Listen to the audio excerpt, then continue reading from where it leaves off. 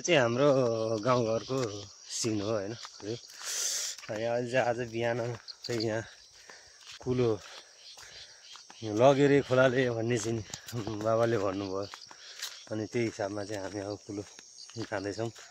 त्यही प्रस्तावमा ल्याइछौँ। हाम्रो ठाउँ हो यो, एकदम रमाइलो छ। झाँगाझुली रातमा टाप्नु त्यसलाई हैन। यो चाहिँ बिपी हाइवेको चाहिँ माझमा पर्छ। बिपी हाइवे आउनलाई जस्ट केही मिटर मात्रै बाँकी छ। यो चाहिँ हाम्रो त्यहाँनिर हुर्केर बसेर खेलेर खाएको ठाउँ हो यो। धान यस्तो भइसक्यो। अहिले खेतमा अलि पानी छैन। यहाँ कुलो लिन हिँडेको पानीको मुहान बढाउन हिँड्यो। तिहार पनि नजिकै रहेछ। यहाँ यस्तो छ फुलहरू, सयपत्री फुल ढकमक्क फुलाइसकेका छन्।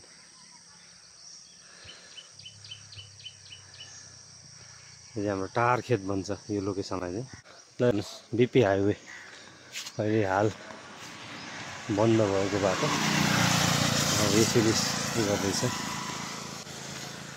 बिपी हाइवे हो। अब अहिले नेपाल थोकको बाटो चाहिँ ध्वस्त भएको कारणले चाहिँ अब वैकल्पिक बाटो मन्थलीबाट जाने भन्ने सुनिएको छ। अब खै अब त्यो बाटो मलाई पनि त्यति याद नभएकोले म त्यति जान असमर्थ छु हैन। त्यही भएर अहिले हाललाई गाउँतिरै बसौँ, घरतिरै बसौँ भनेर चाहिँ घरतिरै बसिरहेको छु। यही कुलो हो हाम्रो त्यहाँ टार खेतको चाहिँ खेतमा जाने पानीको कुलो यही हो। तर अहिले चाहिँ के छ भने सुखिया छ। मतलब यो खोला हेर्न देख्न सक्नुहुन्छ हजुरले। यो खोलाले हाम्रो बाँध चाहिँ उडाइदियो रे। यो चाहिँ हजुरहरूले फेरि देख्नुभएको छ। यो बिपी राजमार्ग हो। यो बिपी राजमार्गमा चाहिँ कोचाकोच खाँदा हिँड्थ्यो गाडी भाइ। अब अहिले शून्यमा छ हैन। अब यही पानीले गर्दा 21 घन्टा पानी परेको थियो। त्यही पानीको कारण चाहिँ बन्द भयो। अहिले अब खुलाउँदैछ। अब यहाँको अब ठुलो गण्यमान्यहरूले गर्दैछ, मानवजीहरूले कामहरू। यो भन्छ यो खोलाको नाम चाहिँ गङ्गटे खोला है हजुर।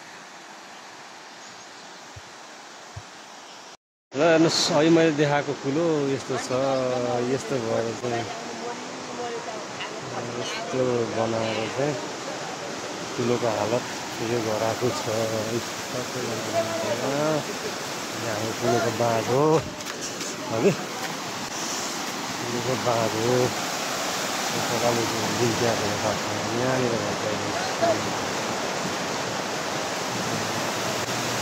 गएको थियो।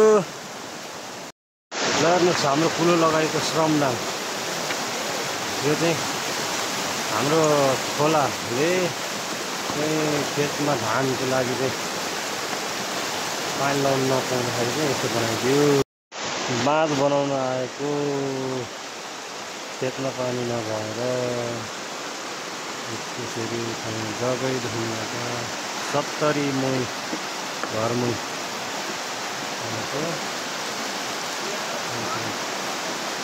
त्यसरी चाहिँ काम हुन्छ गाउँघरमा है साथी। हेर्नुहोस्, अघि खाली कुलो थियो, अहिले यसरी चाहिँ हामीले चाहिँ पानी ल्याउन सफल भयो। यो सबै मुईहरू यो चाहिँ सबजना हुनुहुन्छ। यसरी चाहिँ गाउँमा यस्तो हिसाबले बिना साधन र बिना अरू केही अपनाएर चाहिँ जस्तो चाहिँ अब म्यान पावर कामको हिसाबले चाहिँ गरेर हाम्रो चाहिँ खेतमा बारीमा पानी लाउने कामहरू हुन्छ। हेर्नुहोस् ल, यति लामो छ मुईहरू। यो चाहिँ रातमाटा झाँगाझोली बोरेटारको चाहिँ सङ्गठन हो हैन। यो गङ्गटे खोलाको पानी ल्याएर चाहिँ हामी खेतमा सिँचाइ गर्ने चाहिँ गर्दछौँ।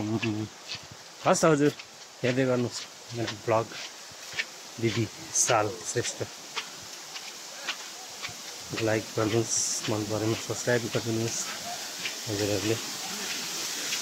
यो चाहिँ कुलोको ओभरफ्लो, जति चाहिँ कुलोबाट चाहिँ धेरै आउँछ नि पानी, त्यो चाहिँ ओभरफ्लोलाई त्यसरी कट गरेर चाहिँ लामो हेर्नुहोस् बाटो यस्तो छ। कुलो गर्ने बाटो, पानी ल्याउने बाटो, टार खेतको लागि यस्तो बाटो छ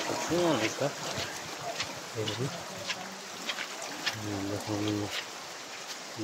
यो चाहिँ खेतको लागि सिँचाइ गर्नको लागि पानी ल्याएको अवस्था।